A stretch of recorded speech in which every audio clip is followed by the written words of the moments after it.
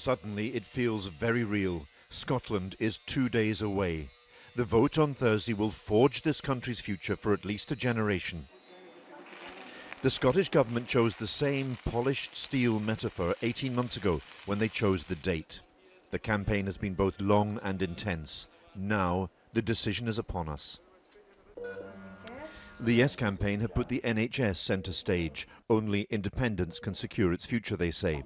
Health policy is already devolved to Edinburgh. But this document handed to the BBC suggests the Scottish government may soon have to find £400 million in savings from Scotland's health budget. We'll fight to protect the health service. I was health secretary. I know how hard it is to protect the budget of the health service when your overall budget is being cut. We did that and we'll continue to do everything in our power to do that. But when your budget is being cut by Westminster, then that makes it harder and harder to do.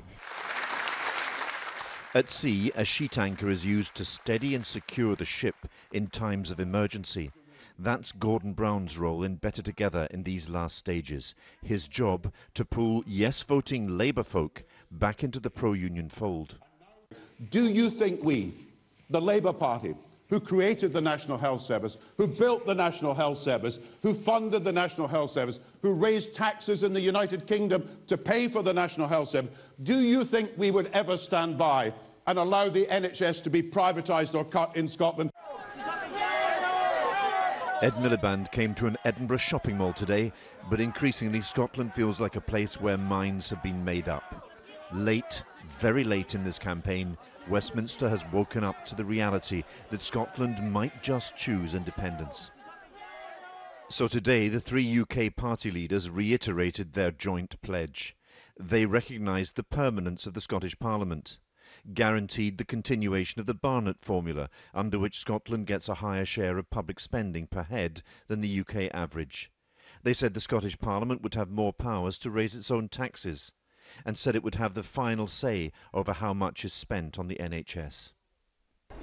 There are two immediate questions about the pledge. The first, is it credible? The Yes campaign is already arguing that the Westminster Parliament won't deliver these new powers once the threat to the Union is removed by a no vote. The second, will it work? The three party leaders clearly hope to persuade enough wavering Yes voters, perhaps those having a last-minute loss of nerve, that Scotland can have the best of both worlds by having the powers and freedoms of independent statehood without the accompanying risks of leaving the United Kingdom. Tonight, Alex Salmond said the new powers being offered were not enough. It's nothing like Devil Max, it's not even Devil Plus. It is actually an insult to the intelligence of the people of Scotland to rehash these proposals, last gasp in the campaign, and hope beyond hope that people think it's anything substantial. It is not. Gordon Brown said people should believe what the three Westminster leaders had pledged. They want to make it clear that even if there is a distrust in the political system, even if people think that Westminster is not a great place for them to look to, that people have had to think long and hard about this. And these are vows that are set in stone now that are important for the future, not just of Scotland, but the future of the United Kingdom. It has been a long campaign, a passionate national conversation, and the energy on both sides now is still rising. Alan Little, BBC News, Edinburgh.